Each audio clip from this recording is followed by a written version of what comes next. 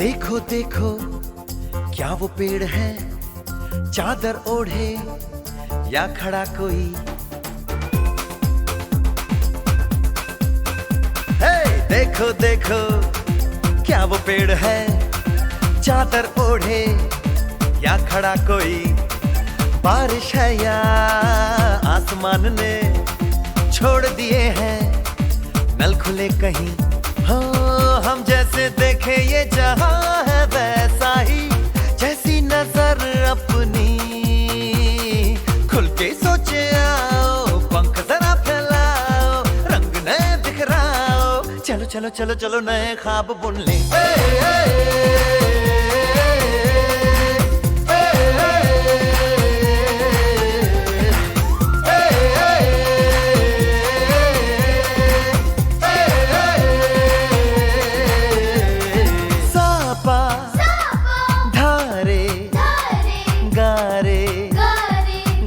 पासा बम बम बम बम बम बम बोले, बम चिक बोले और मस्ती में डोले।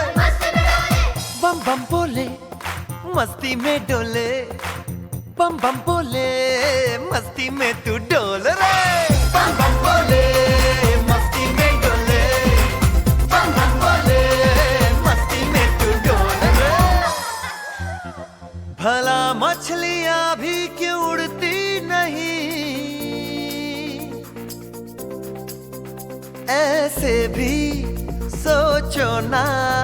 सोचो सूरज रोज नहाए या बाल भिगो के ये बुद्धू बनाए। हमें ये सारे तारे टिमटिमाए या फिर गुस्से में कुछ बड़बड़ाते रहे।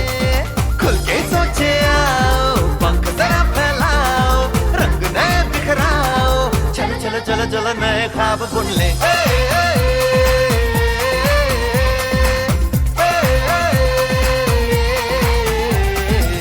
बम बम बोले मस्ती में डोले, बम बम बोले मस्ती में तू डोल रे।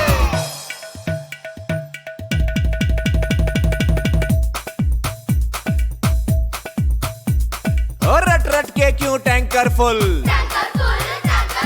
आंखें बंद तो डब्बा गुल। ओए बंद दरवाजे खोल रे, हो जा बिंदास बोल रे। मैं भी हूँ तू भी है, ओ मैं भी तू भी, हम सब मिलके बम चिक बम बम चिक बम बम चिक बम बम चिक बम बम चिक बम बम चिक बम बम चिक बम बम बम बम बम।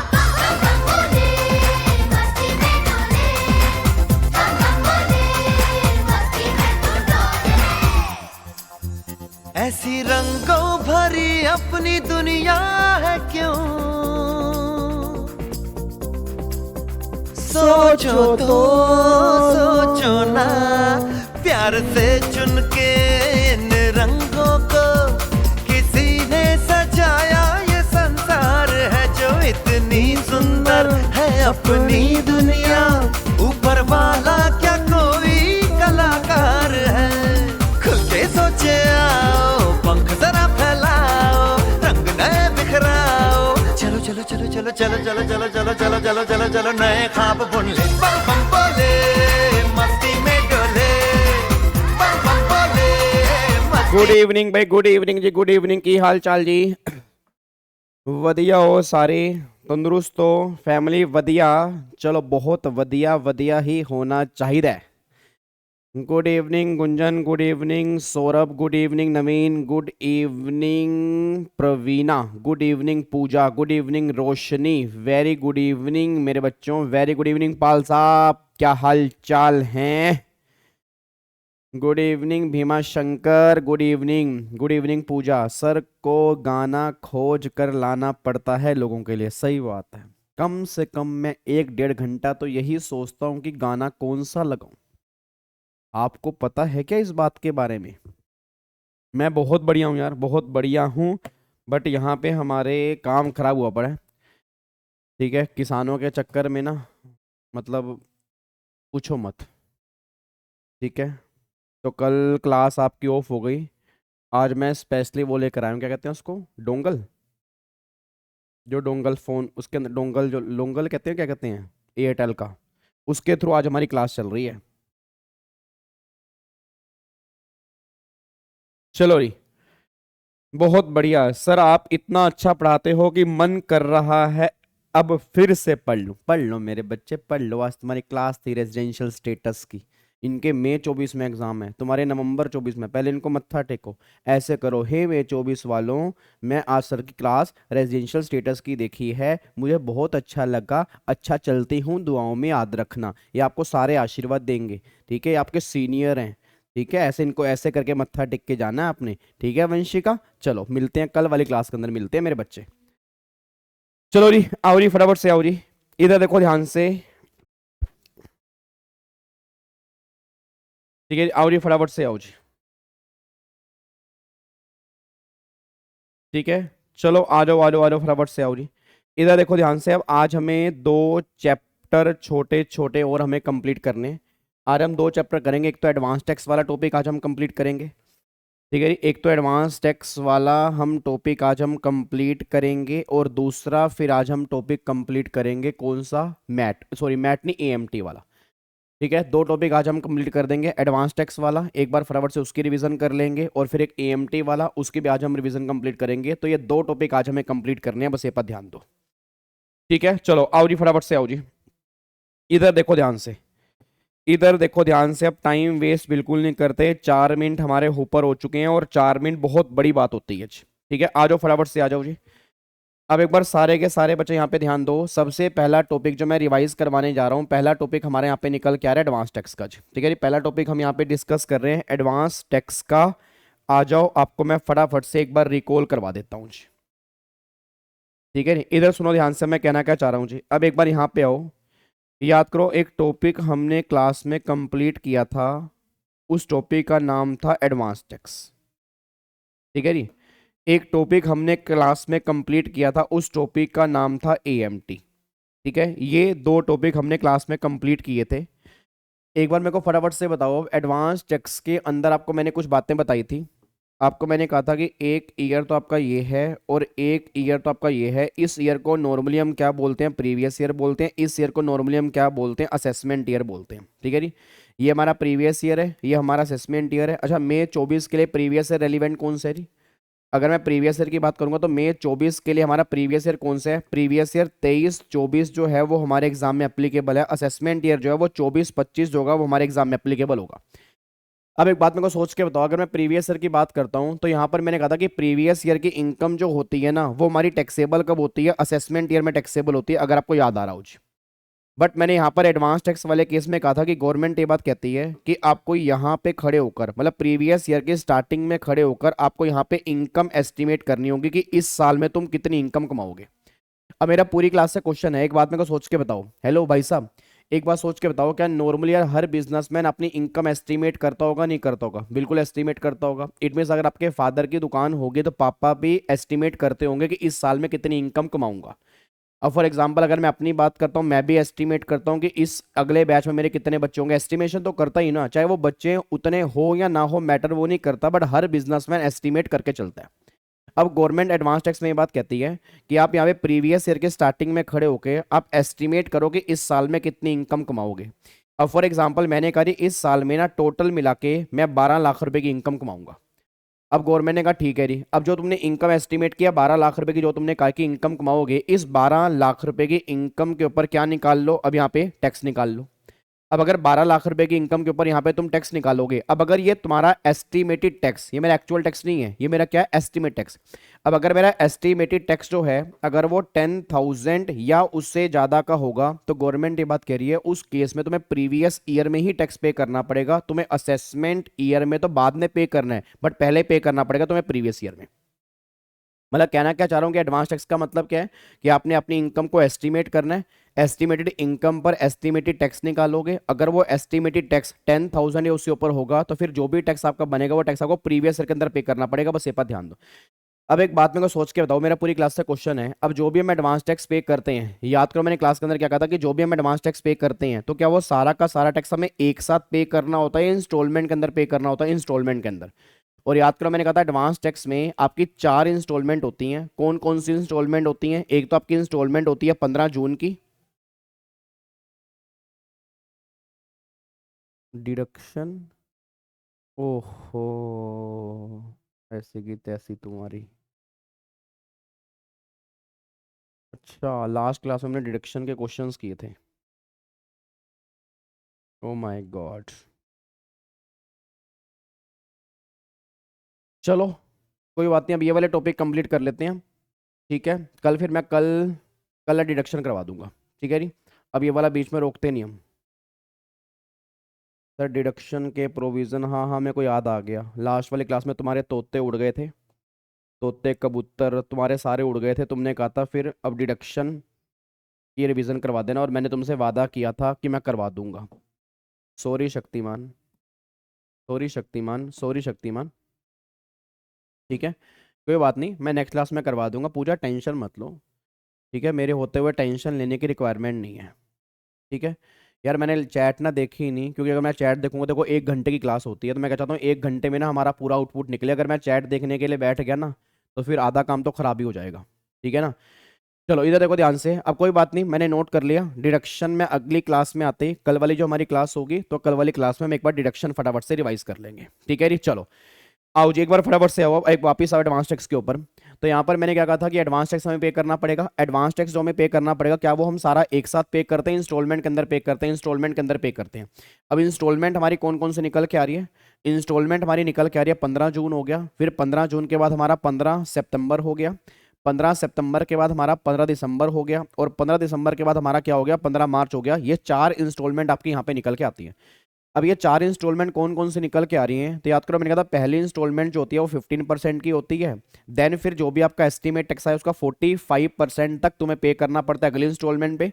देन उससे अगले इंस्टॉलमेंट पे आप पे करते हो 75% तक, और देन फिर पूरा का पूरा 100% आप पे करते हो लास्ट इंस्टॉलमेंट पर। मतलब 15 जून तक 15% पे करना है, फिर 15 सितंबर तक 45% पे करना है, फिर यहाँ पर 15 दिसंबर तक 75 पे करना है, और फिर 15 मार्च तक आपने 100% पे करना है। बस ये पर ध्यान दो। अब एक बच्चा ये बात कह रहा है, सर एक बात समझ में नहीं आ रही, जैसे मान लो 1 लाख रुपए का मेरा एस्टिमेटेड टैक्स बन रहा है। अब 1 लाख रुपए का अगर मान लो मेरा एस्टिमेटेड टैक्स बनेगा, तो एक बात मेरे को बताओ, अगर 1 लाख रुपए का एस्टिमेटेड टैक्स है तो उसका 15% जो है मेरे को यहाँ पर पे करना है, फिर यहाँ पर 45 मैं और पे करूंगा, मैं 75 यहाँ पे करूंगा, मैं यहाँ 100% पे करूंगा। मैं पागल हूँ क्या? मतलब ऐसा तो फिर मैं 1 लाख से भी ज्यादा पे कर दूंगा। Answer is no. याद करो मैंने क्लास में कहा था परसेंटेज आपको दिया ना, ये परसेंटेज क्यूमुलेटिव परसेंटेज दी है। क्यूमुलेटिव का मतलब क्या होता है कि अगर आपने यहाँ पर 15% पे कर दिया, तो यहाँ पर फिर 45 नहीं पे करना, यहाँ पर आपको 30% और पे करना है। इसका मतलब यह कि टोटल 45% तक यहाँ पर पे करना है। इसका मतलब ये है, ऐसे अगर 45 यहां पर पे कर दिया तो आपने यहां तक 75 पे करना है। अब अगर 45 यहां पे कर चुके हो तो आपको 30% यहां पे और पे करना है। सेम अगर मान लो 75 यहां पर पे कर दिया तो यहां पर 25 और पे करना है। टोटल 100% तक यहां पर पे करना है। इसका मतलब ये निकल के आ रहा है। तो ये मत कहना कि आपको टोटल इतना सारा पे करना है। पे आपको 1 लाख रुपए ही करना है। अगर यहाँ 15 पे कर चुके हो, 30 यहाँ और पे कर दो, 30 यहाँ और पे कर दो, बैलेंस 25 यहाँ पर और पे कर दो, पूरा का पूरा 1 लाख रुपए इस तरह से आपको पे करना है। अब मुझे नहीं पता मेरी क्लास में कितने बच्चे इंटेलिजेंट बैठे हैं, बट अगर सिंगल बच्चा भी क्लास में इंटेलिजेंट होगा, यहाँ पर मैंने कहा था कि अगर आप, ये तो नॉर्मल केस में 4 इंस्टॉलमेंट है, नॉर्मल केस में 4 इंस्टॉलमेंट है, बट अगर आपने सेक्शन नंबर 44 AD लिया हुआ है, प्रिजम्पटिव टैक्सेशन बिजनेसमैन वाला, या अगर आपने सेक्शन नंबर 44 ADA लिया हुआ है, प्रिजम्पटिव टैक्सेशन फॉर प्रोफेशनल वाला, मैं दोबारा बोलूंगा, मैं 44 AE की बात यहाँ पे नहीं कर रहा। प्रिजम्पटिव टैक्सेशन के 3 सेक्शन होते हैं, 44 AD, 44 ADA, 44 AE। मैं 44 AE की बात नहीं कर रहा, बस मैं इन दोनों की बात कर रहा हूं।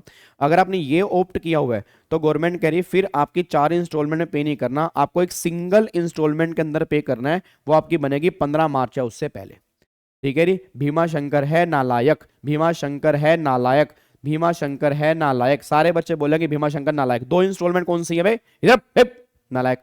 एक सिंगल इंस्टॉलमेंट है 15 मार्च या उससे पहले, मतलब 15 मार्च या उससे पहले आपको सिंगल इंस्टॉलमेंट के अंदर एडवांस टैक्स पे करना होता है, अगर आपने सेक्शन नंबर 44 AD या 44 ADA लिया है। सर अगर मैंने 44 AE लिया हुआ है, अगर मैंने 44 AE लिया हुआ है, उस केस में क्या करेंगे? उस केस में आपके 4 इंस्टॉलमेंट ही निकल के आती हैं। बस ये पर ध्यान दो। अच्छा एक बात मेरे को सोच के और बताओ, अब मेरा पूरी क्लास का क्वेश्चन है, क्वेश्चन ये निकल के आ रहा है, क्या सबको एडवांस टैक्स पे करना जरूरी है? गवर्नमेंट कहती है सबको जरूरी है।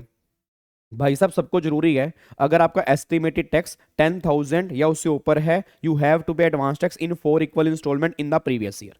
But if you opt 44AD and 44AD, then you have to pay advance tax in single installment 15 मार्च या उससे पहले। बट अगर आप 4 कंडीशन सेटिस्फाइड कर रहे हो तो आपको एडवांस टैक्स से हम एग्जम्प्ट कर देंगे। कौन कौन सी कंडीशन? पहली कंडीशन आप इंडिविजुअल हो, दूसरी कंडीशन आप इंडिया के रेजिडेंट हो, तीसरी कंडीशन आपकी कोई भी पीजीबीपी की इनकम नहीं है, आपकी कोई भी पीजीबी की इनकम नहीं है जी, ठीक है। उसके बाद आपकी कोई पीजीपी की इनकम नहीं है, और फोर्थ कंडीशन ये निकल के आ रही है कि आपकी एज जो है वो 60 साल या उससे ज्यादा की है। मैं दोबारा बोलूंगा, अगर आप इंडिविजुअल हो, हेलो भाई साहब, इंडिविजुअल हो, इंडिया के रेजिडेंट हो, कोई बिजनेस की इनकम नहीं है, और आप सीनियर सिटीजन हो, अगर ये चारों कंडीशन सेटिस्फाइड करोगे आपको एडवांस टैक्स पे करने की रिक्वायरमेंट नहीं, आप एग्जम्प्ट हो, चाहे आपकी एस्टिमेटेड टैक्स 10,000 है उससे ज्यादा ही क्यों ना हो, बस ये पर ध्यान दो। तो आपके एग्जाम में, मैं दोबारा बोल रहा हूं, आपके एग्जाम में ये क्वेश्चन एमसीक्यूज के अंदर सारे बन सकते हैं जी। कई बार ना एक बच्चे का, मेरे ख्याल से आई थिंक, पता नहीं ऑनलाइन वाले बच्चे का, फेस टू फेस वाले बच्चे का मैसेज आया, सर क्या ये छोटे मोटे चैप्टर हम छोड़ सकते हैं अगर आपको नवंबर 24 में एग्जाम देने हैं? फिर तो छोटे मोटे क्या, बड़े भी छोड़ दो। बट अगर आपको मई 24 में एग्जाम देने हैं तो छोड़ना कुछ भी नहीं है, क्योंकि सिंपल सी बात है, वो इंस्टीट्यूट सारे चैप्टर कवर करेगा, वो कुछ एमसीक्यूज में डाल देगा, कुछ बड़े क्वेश्चन में डाल देगा। आप इंस्टीट्यूट को प्रिडिक्ट नहीं कर सकते कि वो पेपर कहां से बनाएगा। बात समझो नहीं बात? तो अगर आप ये कह रहे हो ना कि मैं ये चैप्टर छोड़ के रहूंगा, तो फिर अपना नवंबर की तैयारी करके चलना। सर इनमें से एमसीक्यूज के अंदर क्वेश्चन बन जाएंगे, तो ये मत कहना कि चैप्टर छोटा या बड़ा है, ठीक है ना। इवन इंस्टीट्यूट एएमटी को नहीं बख्शता, जबकि एएमटी में तो कुछ है ही नहीं, उसने एएमटी में से भी क्वेश्चन फ्रेम किए हुए हैं, और तुम तो इसकी बात कर रहे हो। तो बात समझ में आ रही है? तो सिंपल से पता है, चैप्टर कोई नहीं छोड़ सकते तो, अगर आपके मई 24 में निकालने हैं, बस ये पर ध्यान दो, ठीक है। तो सिंपल सी बात ये निकल के आ रही है, अगर ये 4 कंडीशन सेटिस्फाइड होंगी तो उस केस में आप एडवांस टैक्स में क्या हो जाओगे, एग्जम्प्ट हो जाओगे। अच्छा एक बात मेरे को और बताओ जी, अब आपकी ड्यू डेट निकल के आ रही है, या तो 15 जून, या आपकी 15 सितंबर, या आपकी 15 दिसंबर, या आपकी 15 मार्च। अब सोच के बोलना, अगर मैं 15 मार्च तक एडवांस टैक्स पे नहीं किया, बट मैंने 31 मार्च से पहले पे कर दिया, क्या उसको एडवांस टैक्स मानेंगे? हेलो भाई साहब, सर मैं तो पूरा इनकम टैक्स छोड़ने की सोच रहा हूँ। आप तो सलमान खान हो यार, आप कुछ भी छोड़ सकते हो। आपने लॉरेंस बिश्नोई को अभी तक छोड़ रखा है, बताओ, या लॉरेंस बिश्नोई ने आपको छोड़ रखा है, ये नहीं समझ आ रहा, बट छोड़ तो रखा ही है ना। तो आप तो इनकम टैक्स छोड़ो, जीएसटी छोड़ो, आपको तो मेरे को लग रहा है वैसे भी पास कर सकते हैं वो। आप अगर एक मेल ही टाइप कर दोगे ना कि आई एम सलमान खान, शायद वो हो सके आपको पास ही कर दें, नालायक। हाँ जी, फटाफट से बताओ, अगर आपने 15 मार्च को पे नहीं किया, अगर आप 31 मार्च को पे करते हो, क्या इसको एडवांस टैक्स मानेंगे? आंसर इज यस मानेंगे। याद करो मैंने क्लास के अंदर भी कहा था, लास्ट डेट वैसे 15 मार्च होती है, बट अगर तुम 31 मार्च से पहले पे कर दोगे, इसको भी एडवांस टैक्स मानेंगे, बट आपको यहां पर इंटरेस्ट एप्लीकेबल हो जाएगा, बस ये पर ध्यान दो। तो सिंपल सी बात क्या निकल के आ रही है, अगर आपने 15 मार्च को पे नहीं किया, आपने 31 मार्च उससे पहले पे कर दिया, ये भी एडवांस टैक्स को हम ट्रीट करेंगे, यहाँ पे इंटरेस्ट की एप्लीकेबिलिटी हो जाएगी, बस ये पर ध्यान दो। ये बातें हमने क्लास में डिस्कस की थी। अच्छा एक बात मेरे को और बताना, अब अगर मान लो आपकी कोई भी ड्यू डेट के दिन, अगर मान लो हॉलीडे आ गया, अगर मान लो कोई भी ड्यू डेट के दिन अगर आपका हॉलीडे आ गया, तो फिर क्या करते हैं, फिर हम पेमेंट करेंगे next following working day.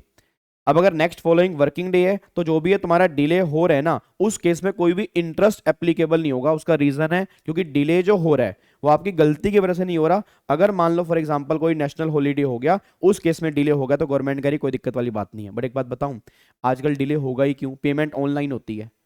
Hello भाई साहब, ओए ओ ढोकले इधर आओ, एमवी सर का डायलॉग मैंने चुरा लिया है, ओ ढोकले इधर आओ। ढोकले नहीं, खांडवी, एक खांडवी भी होती है ना, वो ढोकला बोलते, मैं तुम्हें खांडवी बोलूंगा, ठीक है। ओए खांडवी इधर आ। तो सिंपल सी बात है, यहाँ पे गवर्नमेंट ये बात कहना चाह रही है, भाई साहब अगर आपने मान लो उस दिन छुट्टी हो गई है, तो नेक्स्ट वर्किंग डे में पे कर दो, बट कोई इंटरेस्ट एप्लीकेबल नहीं होगा। बट आजकल प्रैक्टिकली सारी की सारी ऑनलाइन पेमेंट होती है, तो छुट्टी का तो मतलब ही नहीं। अगर छुट्टी भी है तो भी तुम ऑनलाइन पेमेंट कर सकते हो, कोई भी दिक्कत वाली बात यहाँ पे नहीं है जी। अब यहाँ पे है, एक बार फटाफट से यहाँ पे आओ जी, इधर देखो ध्यान से, एक बार फटाफट यहाँ पे चेक करो, यहाँ पे क्या लिखा है। सबसे पहला पॉइंट क्या निकल के आ रहा है, आपको प्रीवियस ईयर में ही सॉरी आपको एडवांस टैक्स प्रीवियस ईयर में ही पे करना पड़ेगा। असेसमेंट ईयर में नॉर्मल टैक्स पे करते हो, बट यहाँ पर आप प्रीवियस ईयर में एडवांस टैक्स पे करोगे, ठीक है। उसके बाद फिर यहाँ पर कब पे करना है, अगर आपका एस्टिमेटेड टैक्स 10,000 और मोर होगा तो आपका एडवांस टैक्स पे करना पड़ेगा। बट अगर आप इंडिया के रेजिडेंट हो, इंडिविजुअल हो, एज आपकी 60 साल या उससे ऊपर है, आपकी बिजनेस की इनकम नहीं है, आपको एडवांस टैक्स पे करने की लायबिलिटी नहीं है। एडवांस टैक्स की 4 इंस्टॉलमेंट यहाँ पे निकल के आ रही है। सबसे पहला 15 जून या उससे पहले, 15 सितंबर, 15 दिसंबर, 15 मार्च या उससे पहले। पहले 15% हो गई, देन 45, देन 75 और देन यहाँ पे पूरा का पूरा आपको पे करना पड़ेगा, बस ये पर ध्यान दो। और वही बात यहाँ लिखी है, यहाँ 45 अगर पहले जितना पे कर चुके हो वो माइनस कर दो, बैलेंस पे कर दो। ऐसे यहाँ 75 टोटल है, जितना पहले पे कर दिया वो माइनस करके बैलेंस यहाँ पे कर दो। ऐसे ही 100% यहाँ पे टोटल है, जितना पहले पे कर दिया वो माइनस कर दो, बैलेंस यहाँ पर पे कर दो। ये पॉइंट यहाँ पे निकल के आ रहा है। देन फिर 44 AD और 44 AD वाले केस में सिंगल इंस्टॉलमेंट होती है 15 मार्च या उससे पहले, और अगर 31 मार्च या उससे पहले पे कर दोगे तो भी उसको हम एडवांस टैक्स ही ट्रीट करेंगे, बट विद इंटरेस्ट एप्लीकेबल हो जाएगा, बस ये पर ध्यान दो। कोई दिक्कत तो नहीं है?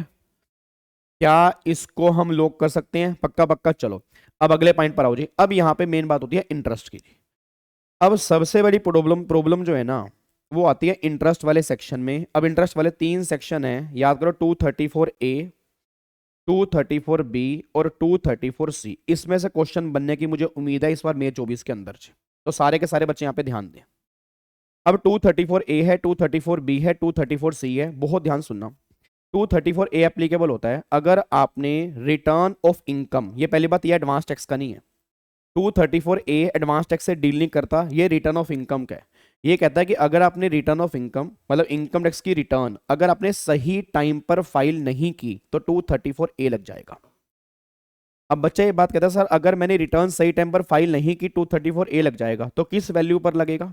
तो भाई जितना भी आपका एक्चुअल टैक्स बनता है असेसमेंट ईयर में उसमें से माइनस कर दो TDS क्योंकि वो पहले कट चुका है, माइनस कर दो एडवांस टैक्स क्योंकि वो भी तुम पहले पे कर चुके हो, तो बैलेंस ये जो तुम्हारी वैल्यू होगी ना, इस वैल्यू पर तुम्हें 234A का इंटरेस्ट देना पड़ेगा। सर किस रेट से पे करना पड़ेगा? 1% पर मंथ और part of month, 1% per month और पार्ट ऑफ मंथ, और कितने महीने का? ड्यू डेट के अगले दिन से लेके जब तक तुम रिटर्न भरोगे उतने महीने का तुम्हें यहां पर इंटरेस्ट पे करना पड़ेगा। जैसे मान लो तुम्हारी रिटर्न भरने की डेट है 31 जुलाई और तुमने रिटर्न भरी 15 दिसंबर, तो मतलब जुलाई, अगस्त, सितंबर, अक्टूबर, नवंबर और दिसंबर का भी पूरा महीना काउंट करेंगे क्योंकि 1% पर मंथ और पार्ट ऑफ मंथ है, तो 5 महीने का इंटरेस्ट एप्लीकेबल हो जाएगा। बस ये पर ध्यान दो। आपके एग्जाम में ये क्वेश्चन बन सकता है। भाई साहब इधर सुनो ध्यान से, आपस में एक बार बातें छोड़ दो, ठीक है जी। तो अगर मैं दोबारा कह रहा हूं सर अभी भी आप मेरी बात समझ नहीं पा रहे, फरवरी खत्म है, मार्च है और अप्रैल है, 60 दिन है, कैलेंडर रख लो सामने और एक एक दिन को काटा मारते रहना, तब तुम्हारे अंदर घबराहट पैदा होगी कि हमारे पेपर हैं अभी, और अभी मेरे को तुम सिंसियर लग नहीं रहे हो अभी भी। बात समझ में नहीं बात को? इधर सुनो ध्यान से नालायक। अब यहाँ पे एक बार चेक करो तो गवर्नमेंट यहाँ पर क्या कहना चाह रही है, जो भी आपका एक्चुअल टैक्स बना उसमें से माइनस कर दो TDS, माइनस कर दो एडवांस टैक्स, जो आपका बैलेंस यहाँ पे निकल के आ रहा है उसका 1% पर मंथ और पार्ट ऑफ मंथ, जितने महीने का भी आपने डिफॉल्ट किया होगा उतने महीने का आपका 234A एप्लीकेबल हो जाएगा। ये 234A की बात करता है। रिटर्न अगर आप लेट फाइल करते हो या फाइल ही नहीं करते उस केस में 234A की एप्लीकेबिलिटी आ गई। एक बच्चा कहता है गाबा सर यार ये बताओ फिर 234B कब लगेगा? 234B और C ये दोनों के दोनों एडवांस टैक्स वाले केस में है। 234B और C ये दोनों के दोनों एडवांस टैक्स वाले केस में एप्लीकेबल होते हैं, बस ये पर ध्यान दो। अब 234B कब लगता है वो सुनो। 234B कब लगता है? वो ये बात कहता है जो भी आपने एडवांस टैक्स पे किया ड्यूरिंग द प्रीवियस ईयर, मतलब प्रीवियस ईयर के ड्यूरिंग में जो तुम्हारा प्रीवियस ईयर है उसमें जितना भी टोटल तुमने एडवांस टैक्स पे किया अगर वो लेस देन है 90% ऑफ असेस्ड टैक्स, मतलब जो भी तुम्हारा एक्चुअल टैक्स बनता है, जो भी तुमने एक्चुअल टैक्स असेसमेंट ईयर के अंदर पे करना था, अगर उसके 90% से भी कम तुमने प्रीवियस ईयर में एडवांस टैक्स पे किया होगा ना तो 234B तुम्हारे ऊपर लग जाएगा। सर नहीं समझा मैं बात, मैं आपको बताता हूं। जैसे मान लो आपका असेसमेंट ईयर में टैक्स बनता है 2 लाख, असेसमेंट ईयर में आपका टैक्स बनता है 2 लाख, तो गवर्नमेंट कहती है 2 लाख, अगर तूने प्रीवियस ईयर में एडवांस टैक्स 1,80,000 या उससे ऊपर पे कर दिया तो 234B नहीं है। बट अगर तूने प्रीवियस ईयर में टोटल मिलाकर एडवांस टैक्स अगर 180 से कम पे किया 234B लग जाएगा। सर कितनी वैल्यू पर लगेगा? अगेन कितनी वैल्यू पर लगेगा? जितना भी आपका वही असेस्ड टैक्स है माइनस में जो एडवांस टैक्स है वो उसमें से माइनस कर दो। अगर कोई टीडीएस कटा है तो वो माइनस कर दोगे। बैलेंस वैल्यू पर 234B का इंटरेस्ट लगेगा। सर किस रेट से लगेगा? अगेन 1% पर मंथ और पार्ट ऑफ मंथ से लगेगा। और कितने टाइम का लगेगा याद है किसी को? जो रेगुलर बैच वाले बच्चे हैं वो मुझे आंसर दे सकते हैं कितने टाइम का लगेगा? ये लगना स्टार्ट होगा 1 अप्रैल से। 1 अप्रैल मैं क्यों कह रहा हूं? क्योंकि 31 मार्च तक अगर आपने 90% पे कर दिया होता तो 234B लगता ही नहीं ना। गवर्नमेंट ने कहा प्रीवियस ईयर के एंड तक। प्रीवियस ईयर का एंड मतलब 31 मार्च। इट मीन अगर कोई 31 मार्च तक 90% पे कर देगा 234B है ही नहीं, तो कब से लगेगा? 1 अप्रैल से। और कब तक लगेगा? जब तक तुम पेमेंट नहीं करोगे तब तक लगेगा। इसका आपका इंटरेस्ट की एप्लीकेबिलिटी यहां पर है जी। क्या बात सर? एक बार ना अगर एक देखो, वैसे हम कह रहे हैं एक आधा एग्जाम्पल अगर आप दे पाओगे तो बहुत अच्छी बात हो जाएगी। मैं ऐसा करूंगा एक ही एग्जाम्पल में तुम्हें तीनों ABC तीनों करा दूंगा। ठीक है, एक एग्जाम्पल दे दूंगा अभी। आपके मॉड्यूल में नहीं दिया हुआ इन्होंने प्रैक्टिकल, बट मैं तुम्हें प्रैक्टिकल बना के दे दूंगा कि अगर प्रैक्टिकल बनेगा तो किस तरह से बनेगा, और सिंगल एग्जाम्पल में तीनों कवर कर लेंगे। अभी सिर्फ इतना सुन लो कि 1 अप्रैल से लगेगा। और कब तक लगेगा? जब तक तुम पेमेंट करोगे तब तक लगेगा। 1% पर मंथ और पार्ट ऑफ मंथ। और इतनी वैल्यू का कितनी वैल्यू का लगेगा? जितना एक्चुअल टैक्स है माइनस में एडवांस टैक्स माइनस में टीडीएस, उतनी वैल्यू का 234B तुम्हारे हाथ में एप्लीकेबल हो जाएगा। बस ये पर ध्यान दो। कोई दिक्कत वाली बात तो नहीं है। तो ये 234B की बात होती है। यार एक बात बताओ, अब 234C कब लगेगा? 234C लगता है अगर आपने इंस्टॉलमेंट में कोई दिक्कत की है। इंस्टॉलमेंट का मतलब ये है, गवर्नमेंट कहती सुन भाई, तेरी इंस्टॉलमेंट है 15 जून, 15 सितंबर, 15 दिसंबर और 15 मार्च। अब जो तूने 15 जून तक एडवांस टैक्स पे किया, जो तूने 15 जून तक एडवांस पे किया, अगर वो कम है 15% ऑफ असेस्ड टैक्स, मतलब जो भी तूने एडवांस टैक्स पे किया यहां तक, अगर 15% ऑफ असेस टैक्स से कम है, मतलब जो भी तुम्हारा रिटर्न ऑफ इनकम में टैक्स बनता है उसके 15% से तूने कम पे किया यहां पर, तो तुम्हारा 234C का इंटरेस्ट लग जाएगा। कितने परसेंट? 1%। और 3 महीने का फिक्स लगेगा। फिक्स है 3 महीने, इसमें कुछ चेंज नहीं हो सकता। ऐसे ही जो तूने यहां पे एडवांस टैक्स पे किया less than 45% of return of income वाला टैक्स, तो फिर जितना भी डिफरेंस होगा 1% 3 महीने का, यहां पर भी 3 महीने फिक्स है, इंटरेस्ट लग जाएगा। अगर तूने यहां पे एडवांस टैक्स पे किया लेस देन है 75%, जितना भी डिफरेंस आ रहा है 1% 3 महीने का इंटरेस्ट लग जाएगा। और अगर तूने यहां पे एडवांस टैक्स पे किया, अगर वो लेस देन है 100%, जितना डिफरेंस है 1%, यहां पे 1 महीने का 234C का इंटरेस्ट तेरे हाथ में लग जाएगा। बट यहां पर एक बात मैंने बोली थी, यहां पर गवर्नमेंट कहती है 15% है ना, हम तुझे अलाउड कर देंगे अगर तू यहां तक, अगर तू जो तूने एडवांस टैक्स पे किया है अगर वो इसके 12% के बराबर भी है तो तू 234C के इंटरेस्ट से बच सकता है। वैसे 15 की लिमिट है, हम तुझे माफ कर रहे हैं। 12% तक भी अगर तूने पे की है तो यहां पे 234C का इंटरेस्ट नहीं है। ऐसे ही सेकंड इंस्टॉलमेंट में 36% या उससे ऊपर पे कर दिया, पे करना है 45, बट अगर 36 या उससे ऊपर बन रहा है तो 234C यहां पर भी नहीं लगेगा। बट यहां पे कोई कंसेशन नहीं है, यहां 75 और 100% देना पड़ेगा। पहली 2 इंस्टॉलमेंट में कंसेशन है 12% और 36% गवर्नमेंट कह रही हम यहां पे कंसेशन दे देंगे, और नीचे वाली 2 इंस्टॉलमेंट में कोई भी कंसेशन नहीं मिलेगा जी। आपको मैं एक बार दिखाता हूं, जी। यहां पे एक बार चेक करो, देखो यहां पे इधर देखो, ये 234B तो वही है 90% वाला, 1% पर मंथ। देखो 1 अप्रैल से लगेगा जी, ठीक है जी। और किस पे लगेगा? वही difference between the assess tax and advance tax paid, ये आपका हो गया। और अगर कोई टीडीएस कट गया तो वो भी इसमें से लेस कर देंगे। ये 90 और 90 ये आपके काम का नहीं है। मैंने कहा ना सीए फाइनल के भी कंबाइंड नोट्स हैं, तो घबराना मत कि ये क्या सर ने करवाया नहीं। ये एक चैप्टर है DTAA, ये सीए फाइनल के अंदर आता है, तो इसकी बात कर रहे हैं। आपके लिए सिर्फ क्या है? असेस टैक्स माइनस में एडवांस टैक्स माइनस में टीडीएस। उसके बाद फिर यहाँ पे अगर आप चेक करोगे 234C, देखो री 3 महीने 3 महीने 3 महीने 1 महीने का फिक्स है, ठीक है। यहाँ 15 45 75 100 और 12 और 36% पहली 2 इंस्टॉलमेंट पर तुम्हें कंसेशन दे रहे हैं। इस पे इंटरेस्ट लगेगा जो टैक्स चार्जेबल है तुम्हारा, जो तुमने रिटर्न ऑफ इनकम में शो किया, माइनस में टीडीएस टीसीएस और माइनस में एडवांस टैक्स भी यहाँ पे आएगा। ये सारी बातें आपकी सीए फाइनल के अंदर आनी है, आगे वाली ये तुम्हारे काम की नहीं है, ठीक है। अब यहां पे सुनो ध्यान से, अब मैं तुम्हें एग्जाम्पल दे देता हूं। एग्जाम्पल क्या है वो देखो जी। सारे बच्चे,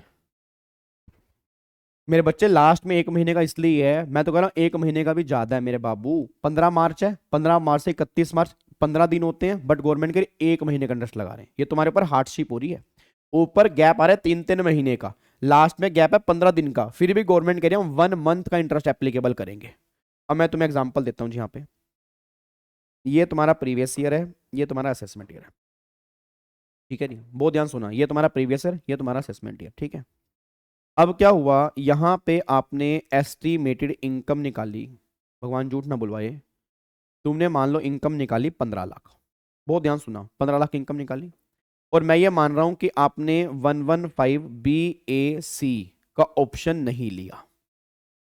मान लो आपने 115 BAC का ऑप्शन नहीं लिया, आपकी एस्टिमेटेड इनकम निकाली 15 लाख। अब एस्टिमेटेड इनकम पर टैक्स कितना आ जाएगा स्लैब रेट से, तो 10 लाख से ऊपर 5 लाख है, और उसका 1.5 लाख प्लस में 1,12,500, तो प्लस में 4% सेस, तो ये आ गया आपका 2,73,000 रुपये का आपका टैक्स निकल के आ गया। कोई दिक्कत तो नहीं है। अब 2,73,000 रुपये का टैक्स निकल के आ गया, इसकी आपने 4 इंस्टॉलमेंट बिल्कुल टाइमली पे की, 15%, 45, 75, 100%।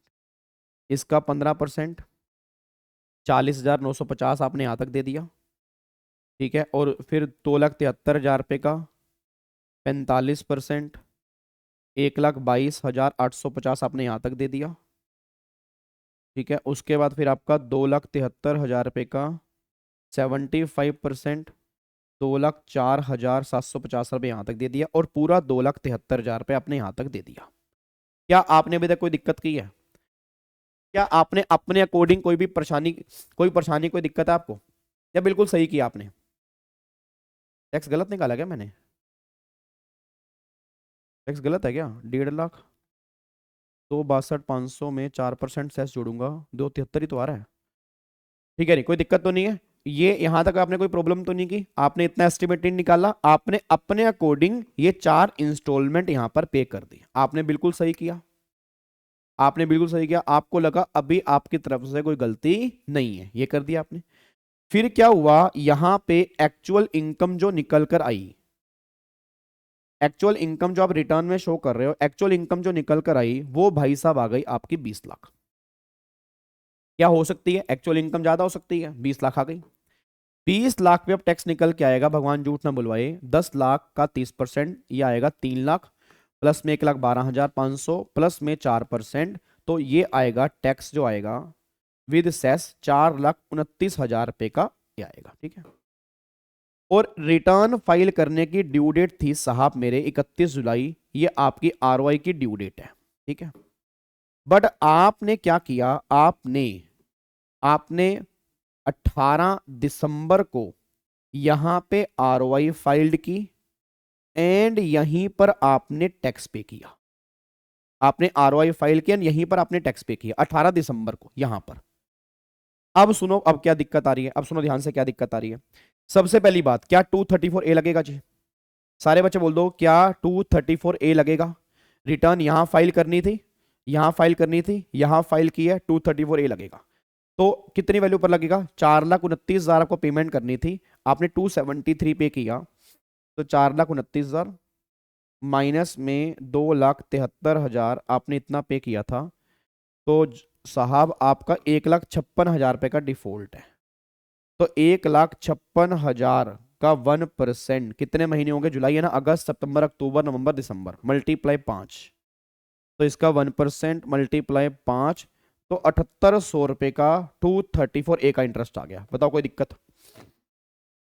कोई दिक्कत तो नहीं है? 234A का इंटरेस्ट निकल के आ गया। हेलो भाई साहब, लॉक कर दो इसको, फटाफट से बोलो यार, क्या इसको हम लॉक कर सकते हैं? तो ये आपका 234A का इंटरेस्ट यहाँ पे निकल के आ गया आपका 7,800 रुपए का, ठीक है जी। चलो अब यहाँ पे 234B देखते हैं। 234B, तो गवर्नमेंट ने कहा जो तुम्हारा असेस्ड टैक्स है 429, उस 4,29,000 रुपए का 90% तुझे पे करना था प्रीवियस ईयर के एंड तक। 429 का 90% कितना आ रहा है जी? 3,86,100, इतना पे करना था, इतना पे करना था जी। अरे 12 से होए राम, रोशनी कह रही है सेम, इधर आओ, इधर आओ नालायको तुम। 1% पर मंथ का रेट है, पर एनम का रेट नहीं है। और अगर तुम दो, रोशनी तो रेगुलर बैच की बच्ची है, रोहित का मुझे पता नहीं है।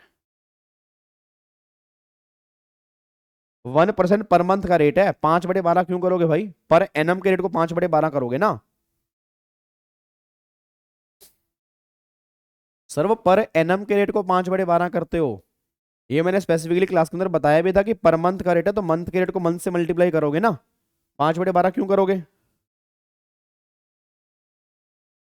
अब यहाँ पे 90% आपको इतना पे करना था, आपको इतना पे करना था प्रीवियस ईयर के एंड तक, बट आपने कितना दिया है? 273, तो आपने 90% से कम पे की है, तो 234 भी लग गया। अब 234 लग गया तो भाई साहब 4,29,000 में से फिर अगेन 2,73,000 माइनस कर दिए तो 1,56,000 पर 156 पर लगेगा 234 1%। कितने महीने का लगेगा? अब 31 मार्च तक आपको पे करना था तो 1 अप्रैल से लगेगा। 1 अप्रैल से कब पे किया आपने? 18 दिसंबर। तो अप्रैल मई जून जुलाई अगस्त सितंबर अक्टूबर नवंबर दिसंबर 9 महीने का यहां पे आपको 234 भी देना पड़ेगा जी। तो देखो जी 1,56,000 का 1% मल्टीप्लाई 9 तो 14,040 रुपए का 234 बी आ गया। ये हो गया 234 बी का इंटरेस्ट। एक बार मैं दोबारा बोलूंगा, आपको 90% इतना बनता है, इतना देना था, बट आपने दिया कितना है? 273, तो आपने 90 से कम दिया, कम दिया तो इंटरेस्ट पूरी वैल्यू पर लगेगा। पूरी वैल्यू का मतलब टोटल में से ये माइनस कर दोगे इस वैल्यू पर 1%। कब से लगेगा? 1 अप्रैल। कब तक लगेगा? जब तक तुम पेमेंट कर रहे हो, तो अप्रैल से लेकर दिसंबर तक 9 महीने का ये 234 बी आ गया जी। ये 234 बी आ गया। अब 234 सी की बात करो। अब 234 सी, अब गवर्नमेंट कह रही है जो ये तेरा टैक्स आया ना, जो तेरा टैक्स आया 4,29,000, इसका 15% हमें चाहिए था 15 जून तक। अब यहां पे आओ जी, 15 जून, 15 सितंबर, 15 दिसंबर, 15 मार्च। अब 4,29,000 पे जो तेरा टैक्स है, जो तेरा एक्चुअल टैक्स है, उसका 15% हमें चाहिए था। 4,29,000 रुपए का 15%, 64,350 रुपए हमें चाहिए था यहां तक। और तूने कितना पे किया भाई? तूने पे किया 40,950। और मेरे ख्याल से ये 40,950 इसके 12% से भी कम है। एक बार चेक करना, एक बार देख लेते हैं। 4,29 का 12 कितना आएगा? 429 का 12% अगर मैं निकालूंगा तो 51,480 आता है। 51,480 आपने 40,950 किया तो 12% से भी कम है, तो भाई 234 सी तो लगेगा। फिर 4,29,000 रुपए का 45%, 193,050 यहां पे करना था, और तूने यहां कितना पे किया? 1,22,850। और ये 36% से भी कम पे किया आपने। सर मतलब अगर 31 मार्च तक पे, हाँ, अगर आपने 31 मार्च तक 90% पे कर दिया होता तो 234 भी नहीं लगता, 234 20 से बच जाते तुम। उसके बाद फिर 4,29,000 रुपए का 75%, 321,750 तूने यहां तक पे करना था, और तूने कितना पे किया? 204,750। और तुझे पूरा 4,29,000 यहां पे करना था, तूने 273 पे किया। ये भाई साहब 234 सी पे आ गया। तो देखो जी 64,350 माइनस में 40,950, ये आ गया 23,400। तो 193,050 माइनस में 122,850, ये आ गया 70,200। फिर 321,750 माइनस में 204,750, ये आ गया 1,17,000। और यहाँ पे आ गया जी 4,29,000 माइनस में 273, ये आ गया 1,56,000। अब कुछ नहीं करना, यहाँ पे 1% 3 महीने, यहाँ पे 1% 3 महीने, यहाँ पे 1% 3 महीने, यहाँ पे 1% 1 मंथ। अब एक बार चेक कर लो यहाँ पे क्या आएगा जी। तो 23,400 का 1% अगर मैं निकालूंगा 3 महीने का 702 रुपये आ रहा है मेरे ख्याल से। ठीक है, अब यहाँ पे 70,200 का 1% निकालूंगा 3 महीने का 2,106 रुपये आ रहा है। उसके बाद 1,17,000 का 1% 3 महीने 3,510 रुपये आ रहा है। ठीक है जी सर, आपको मेरे मैसेज दिख रहे हैं? यही वाला दिखा है जो आपने ये बोला कि दिख रहे नहीं दिख रहे। ठीक है जी, उसके बाद जी 1,56,000 रुपये का 156 का 1% और 1 महीने का 1,560 रुपये आ रहा है जी। अब टोटल कर लोगे 1560, 3510, 2106 और 702। तो ये 7878 का 234C आ गया। ये आपका क्वेश्चन है जी, बस ये क्वेश्चन है 234C का जी। बताओ जी, कोई दिक्कत परेशानी तो बता दो जी, कोई दिक्कत तो नहीं है। माइनस में कौन से वाला अमाउंट सर, एक क्या कह रहे हो, एक बार पहले वाला पेज मतलब माइनस में कौन सा, माइनस में कौन सा, माइनस में तो ये होगा ना मेरे बच्चे, ये माइनस में तो ये वाला होगा ना, ये वाला, ये देखो जो आपने पे किया, गवर्नमेंट करी तुमने ये पे किया, और किसका पे किया 273 का, हमें चाहिए था 429 का, हमें चाहिए था 429 का, तुमने पे किया 273 का, तो वो डिफरेंस आ रहा है, उस डिफरेंस पे 234C लगेगा जी।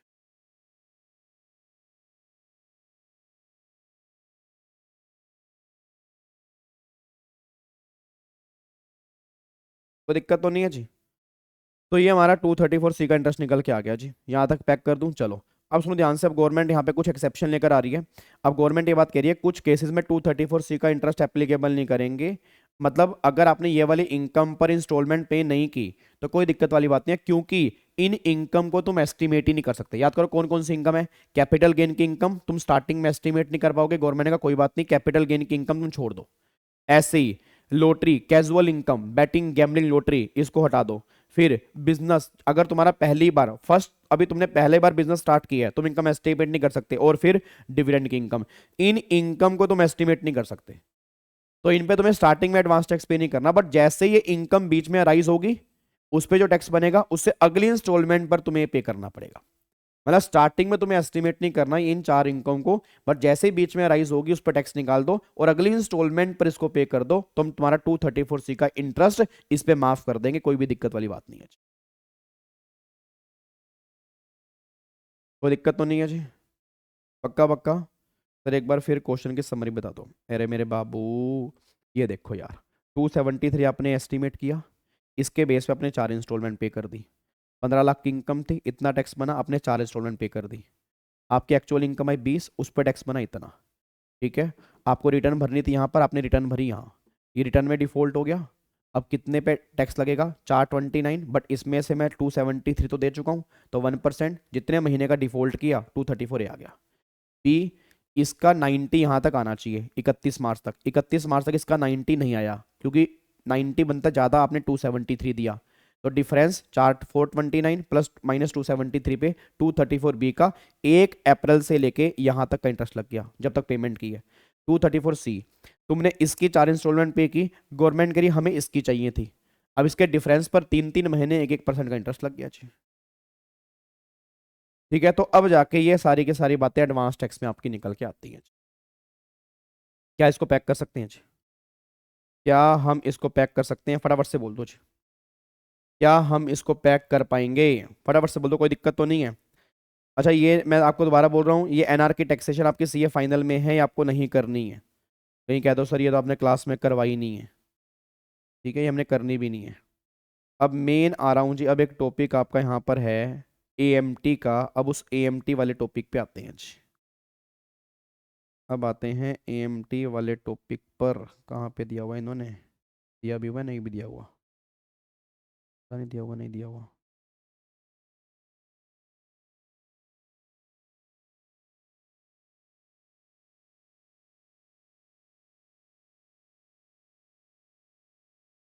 चलो छोड़ो, कोई बात नहीं, नहीं दिया तो हम ऐसे कर लेते हैं। आओ जी, इधर सुनो ध्यान से, मैं कहना क्या चाह रहा हूँ। अब यहाँ पे एक बार बात करते हैं एएमटी। देखो एएमटी ना आपको याद करो, अब जिन बच्चों को थोड़ा बहुत याद हो, याद करो मैंने कहा था एएमटी कॉन्सेप्ट गवर्नमेंट क्यों लेकर आई थी। एएमटी कॉन्सेप्ट ना गवर्नमेंट क्यों लेकर आई, पहली बात तो ये समझो, आपने मुझे यहाँ पे आंसर देना है, समझो ध्यान से। एएमटी कॉन्सेप्ट है क्या, एएमटी की पहले तो फुल फॉर्म बोलो, एएमटी की फुल फॉर्म क्या है, ऑल्टरनेट मिनिमम टैक्स, कि कम से कम इतना टैक्स तो पे करना पड़ेगा, ये एएमटी की फुल फॉर्म है। पहली बात तो ये इसकी फुल फॉर्म है alternate minimum tax. Sir 100 page 104 के बाद होगा, पेज 104 के बाद, एक बार देख लेते हैं भाई, 104 के बाद लग तो नहीं रहा, बाकी आपने देखा होगा तो कोई बात नहीं, देख लेते हैं। तो एक तो एडजस्टमेंट ऑफ वेरियस एंटिटी कुछ और, नहीं नहीं ये तो सारा वो डिफरेंस चल रहा है यार, बा और बाप का, ये नहीं है। हाँ ना, ये तो डिफरेंस है, मैट है तो, मैट है। ये रहा M, applicability of A M T, हाँ non applicability of A M T computation, हाँ ये रहा है ये रहा। इधर देखो ध्यान से, 116 पेज पे है। इधर सुनो ध्यान से, मैं कहना क्या चाह रहा हूँ। अब मेरा पूरी क्लास का क्वेश्चन है, अब यहाँ पे एएमटी के बारे में दिया हुआ है। पहले पहले नॉर्मल समझो यार, हम नॉर्मल समझते हैं जो मैं तुम्हें बताना चाह रहा हूँ, सुनो ध्यान से। तो पहली बात मैंने क्या बोला कि एएमटी की फुल फॉर्म क्या निकल के आ रही है, ऑल्टरनेट मिनिमम टैक्स, ठीक है, ऑल्टरनेट मिनिमम टैक्स, दिमाग पे सेट करो क्या है ऑल्टरनेट मिनिमम टैक्स। दूसरी बात ये सुनना कान खोल के कि एएमटी जो है, एएमटी एप्लीकेबल होगा other than company. Other than company का मतलब क्या है कि ये कंपनी पर नहीं लगेगा, क्योंकि कंपनी पर एक टॉपिक है मैट, जो तुम आगे रख के पढ़ोगे, ठीक है। अभी तुम्हारे सिलेबस में डिस्कस नहीं है मैट, तो मैट को भी तुम भूल जाओ, हम बात कर रहे हैं एएमडी की। अब जो मैंने बोला अदर देन कंपनी पर लगेगा, तो क्या मैं कह सकता हूं इंडिविजुअल पर लग सकता है, यस, एचयूएफ पे यस, एओपी पर यस, पार्टनरशिप फर्म पर यस, एलएलपी पर यस, इन सब पे लग सकता है, कंपनी को छोड़कर। कंपनी की बात यहां पे नहीं होगी। अब गवर्नमेंट ने कहा देखो री, ध्यान सुनना, इंडिविजुअल वाले केस में ना, इंडिविजुअल वाले केस में, एचएफ वाले केस में, एओपी वाले केस में और बीओआई वाले केस में और एजेपी वाले केस में एक सेक्शन है 115 BAC डिफॉल्ट स्कीम, ठीक है। ऐसे कोऑपरेटिव सोसाइटी वाले केस में एक सेक्शन है 115 BAD और एक सेक्शन है 115 BAE, कोऑपरेटिव सोसाइटी वाले केस में। अब अगर ये लोग ये स्पेशल स्कीम का ऑप्शन ले लेते हैं, ऑप्शन ले लेते हैं, तो इनके ऊपर एएमटी नहीं है। मतलब अगर 115 BSc, 115 BAD, 115 BAE का ऑप्शन ले लिया, तो इनके ऊपर एएमटी नहीं है, ये सिर्फ अपनी स्पेशल स्कीम से टैक्स पे करेंगे। ये एएमटी की बातें उनके ऊपर होंगी जिनके ऊपर नॉर्मल प्रोविजन एप्लीकेबल होंगे। क्या बात समझ में आ रही है आज? इसमें कोई दिक्कत वाली बात तो नहीं है। अब सुनो रही, अब मैंने, और दूसरी बात गवर्नमेंट ने बोला इंडिविजुअल, एचजीएफ, एओपी, बीओवाई, एजेपी, इन्होंने 115 BSc नहीं लिया, तो क्या लिया इसने, ऑप्शनल स्कीम ली। ऑप्शनल स्कीम पर एएमटी की बातें होंगी, बट अभी भी इन पर एएमटी नहीं लगेगा अगर इनकी एडजस्टेड टोटल इनकम जो है अप टू 20 लाख है। मतलब अगर ये डिफॉल्ट स्कीम ले रहे हैं तो वैसे ही नहीं लगना। अगर इन्होंने ऑप्शनल स्कीम ली है बट इनकी एडजस्टेड टोटल इनकम 20 लाख तक है, तो इनके ऊपर भी एएमटी नहीं लगेगा।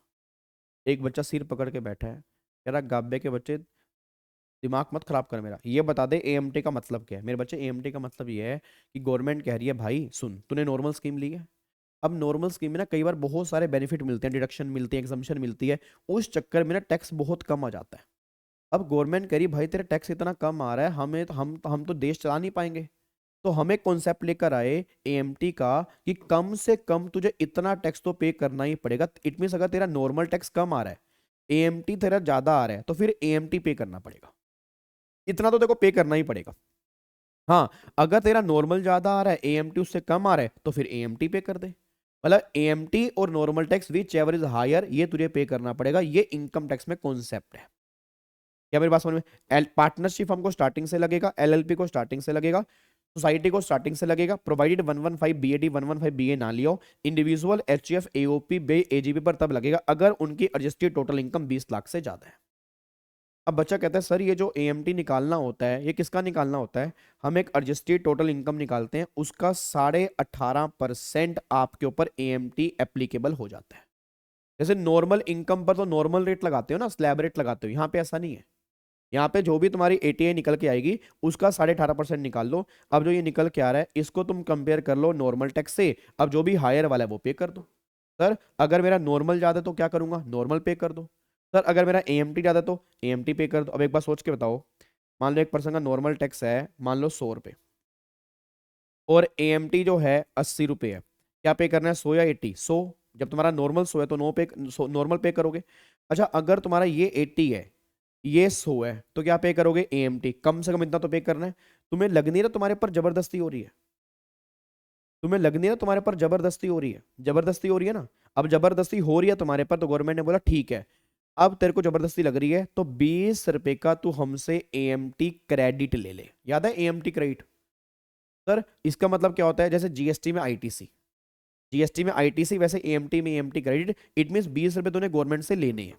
सर मैं कब ले पाऊंगा? अगली बार मान लो तेरा नॉर्मल टैक्स आ गया 90 रुपए और तेरा एएमटी आ गया 70 रुपए, तो अब तेरे को 90 रुपए देने हैं ना। अब तू 90 मत दे, 20 रुपए तूने हमसे लेने भी हैं, तो इसमें से 20 माइनस कर दे, हमें 70 रुपए पे कर दे, बात खत्म। मतलब गवर्नमेंट ये बात कहना चाह रही है 90 माइनस 20, 70 हमें यहाँ पर पे कर दे, हमारा काम हो जाएगा और हमें कुछ नहीं चाहिए। तो क्या बात समझ में आ रही है जी? 90 में से अगर मैं 20 माइनस कर दूंगा तो 70 यहाँ पर पे करने हैं, ये 20 रुपए का क्रेडिट मेरा यूज हो गया। सर अगर मान लो यूज नहीं हो तो क्या करेंगे? तो टेंशन मत लो, 15 साल तक, हेलो भाई साहब, 15 असेसमेंट ईयर तक तुम कैरी फॉरवर्ड कर सकते हो, कोई भी दिक्कत वाली बात नहीं है। ये बात भी यहाँ पे लिखी हुई है, ये बात समझ में आती है। बट इसके अंदर सबसे मेन बात क्या है जो तुम्हारे एग्जाम के अंदर बन सकती है? एडजस्टेड टोटल इनकम में क्या लेते हैं और क्या नहीं लेते हैं। अब मैं तुम्हें वो दिखा देता हूँ। अब यहाँ पे आ जाओ, एक बार इधर चेक करो पहले तो। देखो जी, क्या यहाँ पे गवर्नमेंट ने लिखा हुआ है? पहली बात तो प्रोविजन ऑफ एएमटी किस पे नहीं लगेंगे? इंडिविजुअल एचएफ एओपी बीवाई जिसकी इनकम 20 लाख तक है, एडजस्टेड टोटल इनकम उस पर नहीं लगेगा। अगर किसी ने 115 बीएडी 115 बीए लिया उस पर नहीं लगेगा। अगर किसी ने 115 बीएससी लिया उस पर नहीं लगेगा। और ये स्पेसिफाइड फंड 10(4)D वाला, ये तुम्हारे अभी सिलेबस में नहीं है, सिर्फ 3 पॉइंट तुम्हें ध्यान देना है, इन पर एएमटी नहीं लगेगा। और किस पे लगेगा? Any person other than company, क्योंकि कंपनी पे क्या लगता है? मैट लगता है। अब हु हैज क्लेम डिडक्शन, अब क्लेम डिडक्शन अंडर चैप्टर 6 से हेडिंग सी, वो 80 IA IB IC वाली, और एक 10AA और 35 AD। अब मेन आ रहा है एडजस्टेड टोटल इनकम कैसे निकालते हैं। देखो यहाँ पे 18.5% लगेगा एडजस्टेड टोटल इनकम का। अब एडजस्टेड टोटल इनकम कैसे निकालते हैं, चेक कर लेना। अब total income before giving the effect to AMT provision as increase by the deduction claimed if any. मतलब जो तुमने नॉर्मल इनकम निकाली है, जैसे तुमने नॉर्मल इनकम निकाली है ना, जो तुम नॉर्मल इनकम निकालते हो, गवर्नमेंट ने कहा तुमने नॉर्मल इनकम निकाल ली, ठीक है। अगर उस नॉर्मल इनकम में तुमने ये वाली कोई भी डिडक्शन क्लेम की है, उसको ऐड करो। सर कौन कौन सी क्लेम की है? तुमने चैप्टर 6 से हेडिंग सी, चैप्टर 6 से हेडिंग सी मतलब 80 IA IB, 80 IA से RRB, ये वैसे CA इंटर लेवल पे आपके सिलेबस में नहीं है तो मेरे ख्याल से यहाँ से पूछेगा भी नहीं, बट अगर इसमें से कोई भी डिडक्शन तुमने क्लेम की है ये तुम्हें ऐड करनी पड़ेगी। 80C से 80U नहीं कह रहा, वो हेडिंग बी में है, ये हेडिंग सी की बात कर रहा है, 80 IA वाली। तो अगर तुम्हें दी हुई है इसको तुम ऐड कर दोगे, 80P को छोड़कर। 80P अगर दिया हुआ है तो 80P ऐड नहीं करना, उसने बोला है एक्सेप्ट 80P, मतलब 80P को ऐड नहीं करना। 80P को बाहर निकाल दो, उसको छोड़कर 80 IA टू 80 RRB ऐड कर दो। फिर 10AA तो हमारे सिलेबस में ही है, SEZ वाली, याद करो, ये तो हमने आई थिंक लास्ट क्लास के अंदर क्वेश्चन भी किया था, 10AA वाला SEZ वाला। तो अगर तुमने वो डिडक्शन क्लेम की है, माइनस कर रखी है, उसको भी ऐड करो उस इनकम में। और फिर 35 AD, याद करो 35 AD PGP का, वो 14 बिजनेस होते हैं, hotel 2 star above category, hospital minimum 100 patient bed हो गया, याद करो warehousing facility for sugar हो गया, हाँ हाँ हाँ हाँ हाँ हाँ हाँ हाँ हाँ हाँ, याद आ गया याद आ गया याद आ गया। तो 35 AD अगर आपने डिडक्शन क्लेम की है उसको भी तुम ऐड करो, और उसमें से माइनस कर दो जितना तुम्हें सेक्शन 32 में डेप्रिसिएशन मिलता अगर तुम 35 AD ना क्लेम करते तो। अगर मान लो फॉर एग्जांपल एक बिल्डिंग बनाई आपने होटल के लिए, उस पर 35 AD क्लेम कर दिया, उसको ऐड कर दो। अब अगर 35 AD नहीं क्लेम करते तो नॉर्मल क्या मिलता? डेप्रिसिएशन 10%, तो वो तुम माइनस कर दोगे। तो वो माइनस करने के बाद फिर तुम्हारी एडजस्टेड टोटल इनकम निकल के आएगी और उसका 18.5% तुम्हारा AMT निकल के आ जाएगा। बस ये पर ध्यान दो। अब उसको आपने क्या करना है? कंपेयर करना है नॉर्मल टैक्स से, जो ज्यादा होगा वो पे कर दोगे, AMT ज्यादा AMT पे कर दो, नॉर्मल ज्यादा नॉर्मल पे कर दो। अगर AMT ज्यादा है तो तुम्हारे ऊपर हार्डशिप हो रही है, तुम्हें AMT क्रेडिट मिलेगा। और देखो यहाँ पे लिखा भी है कि 15 साल तक वो क्रेडिट तुम आगे कैरी फॉरवर्ड कर सकते हो। ये बातें आपकी यहाँ पे लिखी हैं। क्या आपको बात समझ में आ रही है? तो ये बातें आपकी AMT के अंदर मेन जो पॉइंट इसके अंदर है, जो पॉइंट मेन इसके अंदर है वो ये वाला है, एडजस्टेड टोटल इनकम की कैलकुलेशन वाला, और इस चैप्टर में कुछ भी नहीं है। ये बच्चों वाली बातें 18.5% रेट तुम्हें याद हो जाएगा। हाँ हाँ हाँ हाँ हाँ हाँ हाँ हाँ, ये क्वेश्चन भी फ्रेम हो सकता है, AMT कहाँ कहाँ नहीं लगता। ये भी ध्यान रखना, AMT कहाँ कहाँ नहीं लगता। बोलो कहाँ कहाँ नहीं लगता। पहला, individual HF AOP BY AJP अगर इनकी एडजस्टेड टोटल इनकम 20 लाख तक है, नहीं लगता। सोसाइटी वाले केस में अगर 115 BAD 115 BAE ली है, नहीं लगता। इंडिविजुअल वाले केस में अगर 115 बीएससी ली है तो भी नहीं लगता, इन 3 केस में नहीं लगता। और कहां लगेगा? बाकी सब केस में लगेगा कंपनी को छोड़कर। कितने परसेंट? 18.5%, 18.5%। उसके बाद किसका लगेगा? एडजस्टेड टोटल इनकम का। कितना टैक्स पे करना है? एएमटी और नॉर्मल, विच एवरेज हायर। नॉर्मल ज्यादा है नॉर्मल पे करो, एएमटी ज्यादा एएमटी पे करो, जो ज्यादा होगा वो पे करना है। बट अगर एएमटी ज्यादा है तो जितना ज्यादा है उसका तुम्हें क्रेडिट मिल जाएगा। बात समझ आ रही है? उसके बाद उस क्रेडिट को तुम यूज कर सकते हो किस ईयर में? जिस ईयर में नॉर्मल टैक्स ज्यादा होगा। ठीक है, और कितने साल तक कैरी फॉरवर्ड करोगे? 15 साल तक तुम कैरी फॉरवर्ड कर लोगे। एडजस्टेड टोटल इनकम निकालते कैसे हैं? नॉर्मल इनकम जब तुमने निकाली है, अगर उस नॉर्मल इनकम को निकालते हुए तुमने इनमें से कोई भी डिडक्शन माइनस की है उसको ऐड करो। क्या ऐड करना है? चैप्टर 6 से heading C 80 to 80 RRB except 80P 10 AA 35 AD, और माइनस में अगर 35 AD ना क्लेम करता तो 32 में कितना डेप्रीसिएशन मिलता उसको तुम माइनस कर दो। उसके बेस पे आपका ये ATI निकल कर आएगा। बस ये आपका निकल के आ रहा है जी। पता मैं बताओ, ये आपका जी AMT। ठीक है जी। तो ये 2 टॉपिक हैं, इसका भी आपके मॉड्यूल में इन्होंने क्वेश्चन दिया नहीं है। ठीक है, बट सिंपली क्वेश्चन बनेगा, अगर बनेगा तो या तो MCQ के अंदर बन सकता है, मेन के अंदर बन सकता है, वो मैं कुछ नहीं कह सकता। ठीक है, तो ये आपका पॉइंट निकल के आ रहा है। बट मैं दोबारा बोल दूं, ये तब लगेगा अगर आपने 115 BSc नहीं लिया। अगर गलती से उसने बोला 115 BSc लिया और AMT निकाल के बता दो तो झूठ कह रहा है वो, मत निकालना, क्योंकि 115 BSc वालों में AMT लगता ही नहीं है। तो अगर 2 साल में 2 AMT क्रेडिट मिल रहे हैं तो थर्ड ईयर में हाँ दोनों क्लेम कर लो, बिल्कुल कोई दिक्कत वाली बात नहीं है जी, दोनों क्लेम कर सकते हो जी। तो सिंपल सी बात ये निकल के आ रही है कि आप क्रेडिट क्लेम कर सकते हो, बट उस ईयर में जिस ईयर में नॉर्मल टैक्स ज्यादा है। ठीक है ना, अगर मान लो आपका AMT ज्यादा है तो आपको तो क्रेडिट मिलता रहेगा ना, आप यूज ही कब कर पाओगे? जिस ईयर में नॉर्मल टैक्स ज्यादा होगा, बस ये पर ध्यान दो जी। डेप्रिसिएशन तो मेरे बच्चे निकालना होगा ना, बट दिक्कत वाली बात नहीं है। बिल्डिंग पर तो रेट हमें याद ही होते 10%, तो जितनी वैल्यू दी होगी उसका 10% निकाल लोगे, वो तुम्हारा डेप्रिसिएशन निकल के आ जाएगा जी।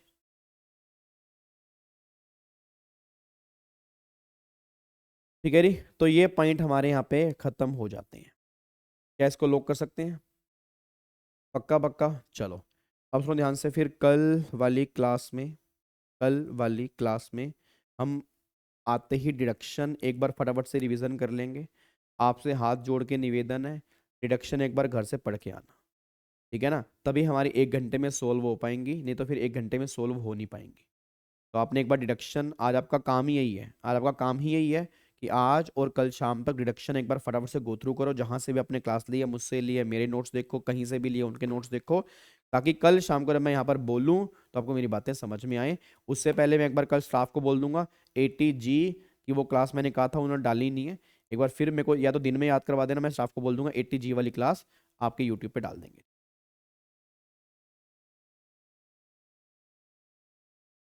ठीक है सर, अगर AMT क्रेडिट यूज करने की वजह से टैक्स एम ना ना टैक्स अगर AMT से कम हो रहा है, कम से कम AMT देना पड़ेगा जी, उससे कम नहीं हो सकता, AMT कम से कम देना पड़ेगा जी, AMT कम से कम पे करना पड़ेगा। ठीक है सर, क्लासेस शेड्यूल कर दो आगे वाली, बोलता हूँ स्टाफ को, बोलता हूँ जी स्टाफ को। ठीक है जी, चलो ओके जी, bye bye, tata, thank you so much, God bless, love you all, bye bye, take care, जय माता दी, जय हिंद, बाय बाय। अच्छा चलता हूँ, दुआओं में याद रखना, बाय बाय। ठीक है जी, बाय बाय बाय बाय।